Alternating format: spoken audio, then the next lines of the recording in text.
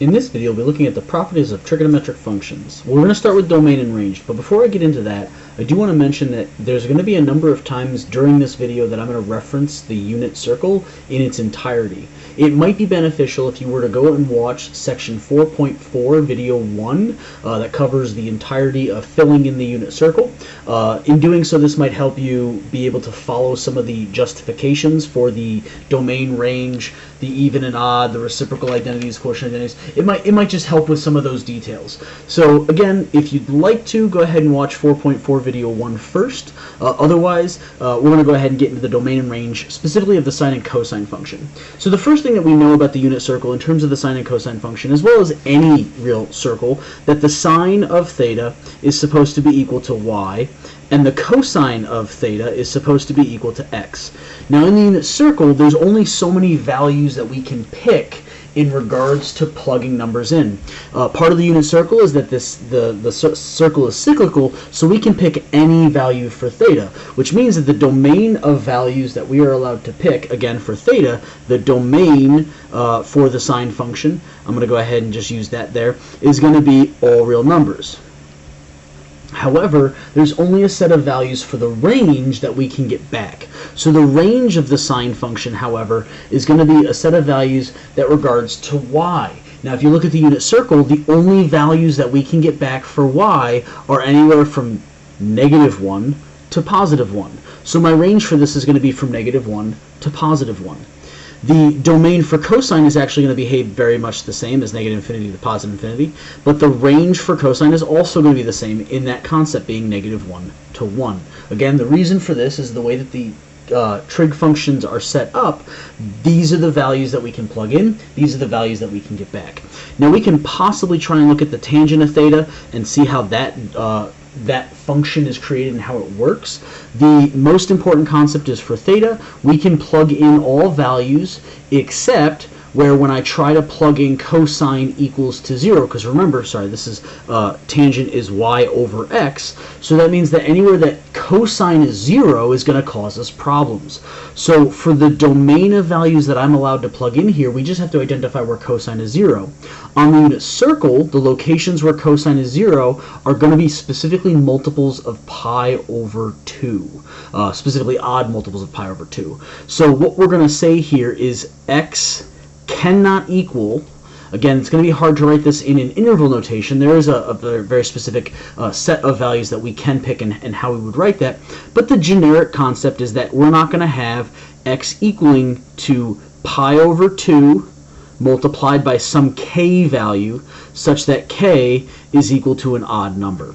Again, this is the situation for which the domain of tangent is defined. The range on tangent, however, is going to be all real numbers. In regards to the reciprocal function, something similar is going to happen, but we have to recall that sine goes to the cosecant function of theta, which is going to be 1 over y, and we have to identify where y is 0. If we can find out where y is 0, then we're going to be able to clearly state where the cosecant function can't have x values. The locations where y is going to be 0 is specifically at 0 or pi, or multiples of whole numbers of pi. So x cannot be equal to pi multiplied by some k, where k is equal to specifically a whole number or an integer value. Then my range for this is going to be, once again, all real numbers. Again, some of these details might make more sense after we've graphed the actual function, but again, utilizing the unit circle allows us to be able to clearly state these pieces of information. What's nice about the secant function is that, again, it's the reciprocal of cosine, and it has the same understanding as the x in the denominator. So it's going to have the exact same stipulation as the tangent function, where k is some odd value. Then my range is, once again, all real numbers. Then looking at cotangent of theta, that's going to have the situation where we're reciprocating the values of tangent, so x over y, and therefore my domain is going to correlate again to the cosine function. Now keep in mind that the x and y here is a reference for the unit circle. The x and y over here arguably are the values that we're allowed to plug in to the specific function we're talking about. So I'm going to go ahead and write this last one down. The values we're allowed to plug into cotangent is x cannot be equal to, it's going to be your pi k, such that k is an integer. And my range is the set of values that all real numbers. Now, what I might do here to better clarify some information is that the domain is what I'm plugging into the function. For sine, cosine, and all these functions, the inside of this function is really theta. So the domain in this case should be in reference to theta for all of these values. And I do mean for all of them. So the theta value that I'm allowed to plug in should be the domain value, while the value I'm getting back, in this case y, in this case x, in this case y over x, that value that I'm getting back after I plug theta into the function is going to be my range. So that's your main domain and range of all 6 trig functions. Again, we're going to utilize this to our benefit later, but as of right now, those are the basic properties that we have for domain and range. The next concept is even and odd. These ones will use a lot less of the unit circle and more of the concept of how they build. I'm going to go ahead and just stick with labeling them of which ones are which. So the even functions, remember, if you recall, are when I plug in negative x to the function and I get back the original function. The functions that have this property, again, looking to the unit circle might help benefit about identifying which one's which or reinforcing which one's which, but the cosine is going to be an even function.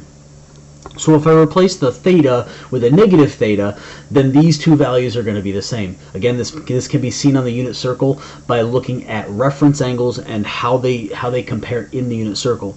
But if cosine is an even function, then so is secant, because its reciprocal should correlate accurately. On the odd factor side, we have f of negative x is supposed to put back a negative of f of x, which means that, again, my functions where I plug in a negative, I'm going to get back a negative of that. So if I plug in negative theta to sine, I'm actually going to get back negative sine of theta. And this is true for sine, it therefore is true for its reciprocal, cosecant. And this happens to also be true for tangent and its reciprocal.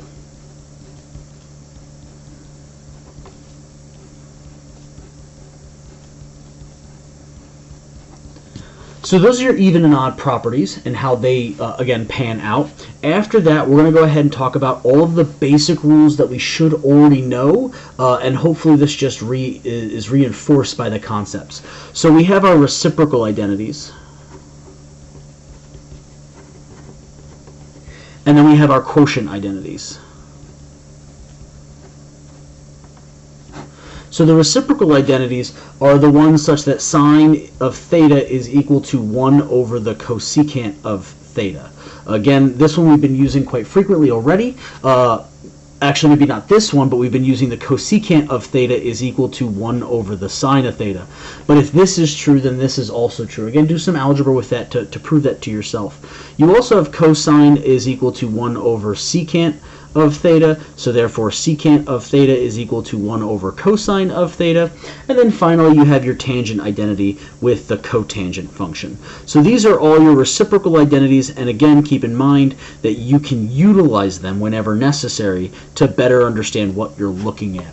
Finally, the quotient identities are the ones that we worked with tangent and cotangent, such that the tangent function is really sine of theta divided by cosine of theta. Now, it's important that you notice that each of these functions have theta, the original interior of tangent, in both of them. You can't do sine over cosine of theta. That doesn't make any mathematical sense. You have to do tangent of theta is equal to sine of something divided by cosine of something. Well, the something that goes into each one is the original thing that was in there. This is also true for cotangent, where cosine of theta, however, is on top, and sine of theta is therefore on the bottom. This covers the majority of the basic identities of the trigonometric functions. We'll talk about the other more identifiable ones and more frequently used ones in another video.